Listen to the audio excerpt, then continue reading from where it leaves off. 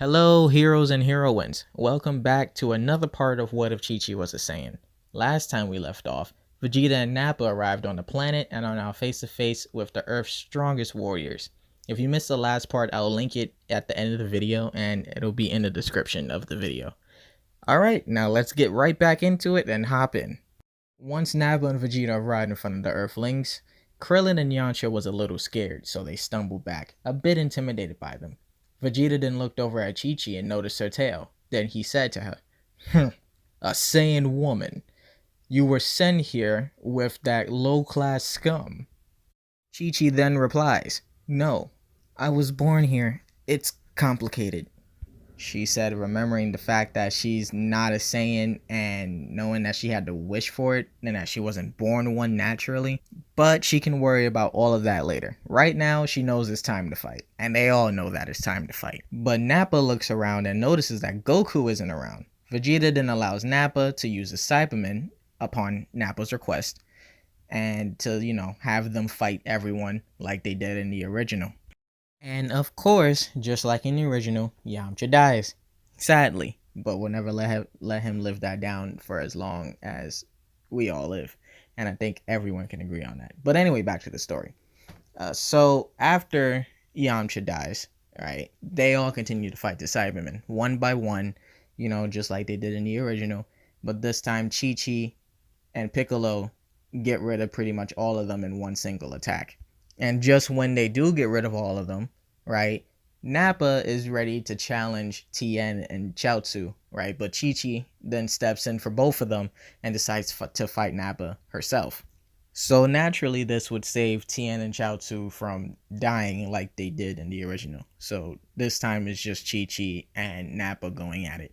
But the moment Chi-Chi steps up, she charges in and the fight begins. The fight is actually very close and very intense since they're both basically the same in power, right? It's a very even fight, although it's slightly in more Chi-Chi's favor since she's a bit more nimble and she's slightly, only ever so slightly, I can't stress that enough, more powerful than Nappa. She also uses her smarts and agility and, martial arts to, overtake Nappa when it comes to like certain things, And of course, Nappa starts to get angrier and angrier, which makes his movements more slow and more sluggish and stuff. So instead, this time he decides to charge a ki blast from his mouth. And I think you can all see where this is going. So he charges the ki blast from his mouth, right? And Chi-Chi gets ready for the blast, about to use one of her own, thinking that he's going to, aim it directly at her. But instead, he turns towards Gohan. And the only person who's next to Gohan is, of course, Piccolo. His ki continues to rise. His ki starts to skyrocket and break the ground. And then he shoots his blast at Gohan. And he shoots out a huge and massive mouth beam at Gohan. Chi-Chi sees this and she tries to run over there and to protect Gohan. But again, she's too late.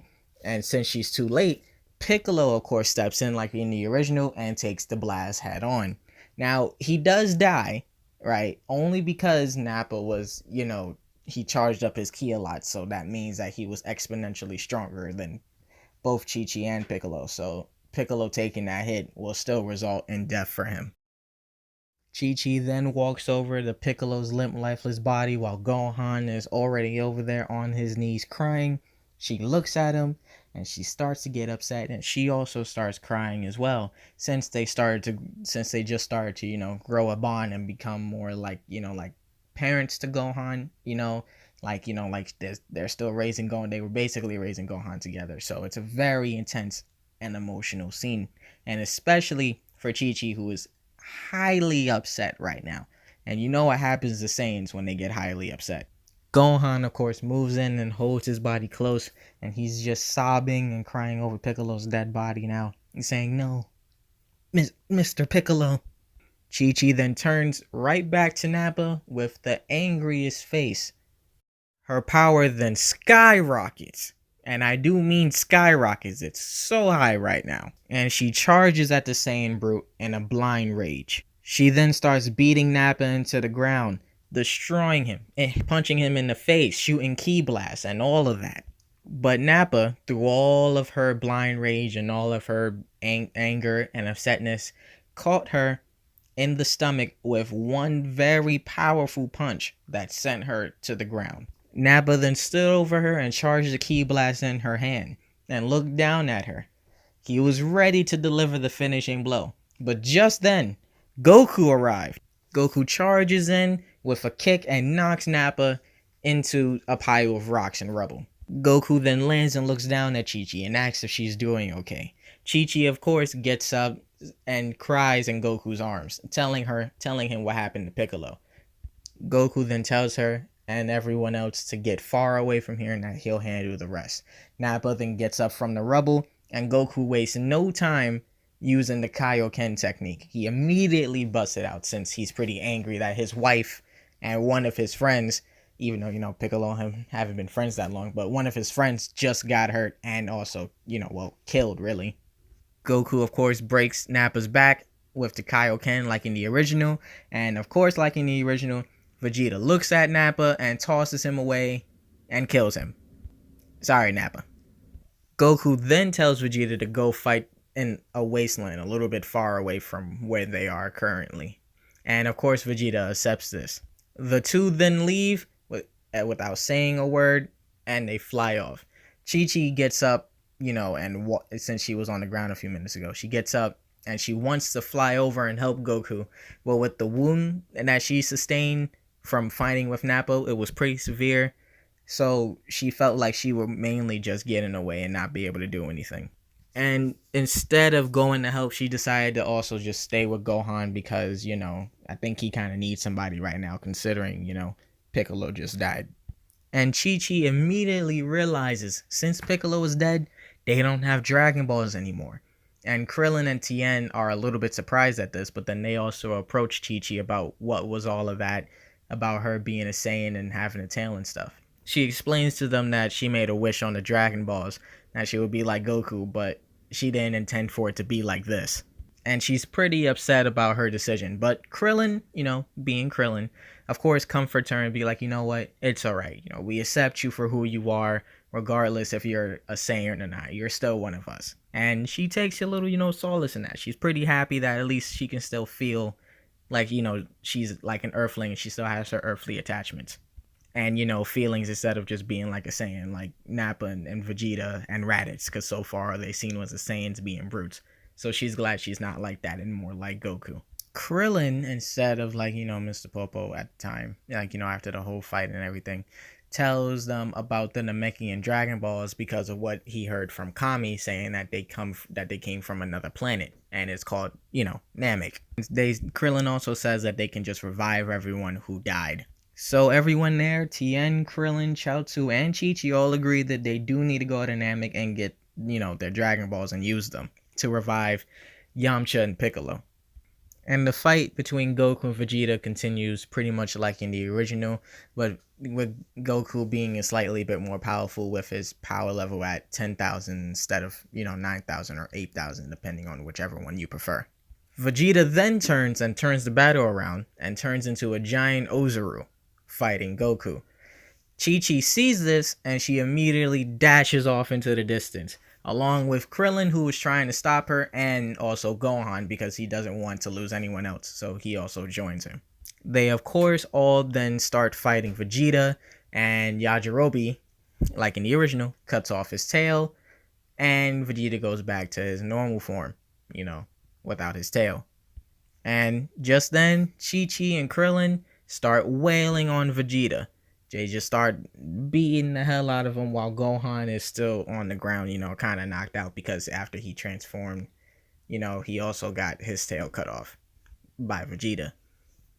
But right before they're about to end Vegeta, right, Goku tells him to stop and that he wants to fight Vegeta another day and to let him live and, and let him leave the planet like before. Chi-Chi, of course, protests this, telling Goku that he shouldn't be doing this, that he's stupid, there's no reason for that, he killed, some of our friends. But Goku and, Chi-Chi's also like, like Saiyan, like kind of instincts, also come to an understanding that, fine, since, he, would be a greater, like fight in the future, and that they also will want to fight him again. Even though Goku's more to the idea of this than Chi Chi still agrees.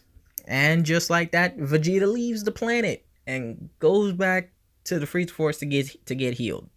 Chi Chi and Krillin then take Goku and Gohan to the hospital, right? And Tien and Chaozu just meet them there.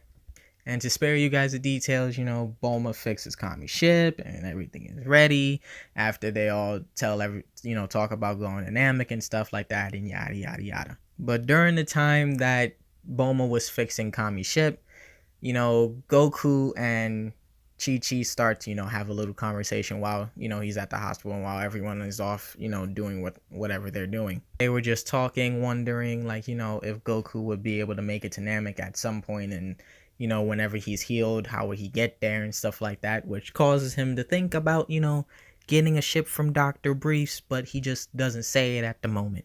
But once, the time comes, right, Tien, Krillin, Gohan, and Bulma, right, decide to go. Chi-Chi decided to stay behind to watch over Goku and to see, about that ship idea that he had before, because, he was talking about it, like, to Chi-Chi in private, so no one else would know about it for some random reason, because Goku is weird like that, and he always has stuff like that going on in his mind. Chaozu stays behind because someone needs to protect the planet while they're gone, and Master Roshi isn't, just the strong, one of the strongest to just do the job. So at least it'll be Master Roshi and Chaozu.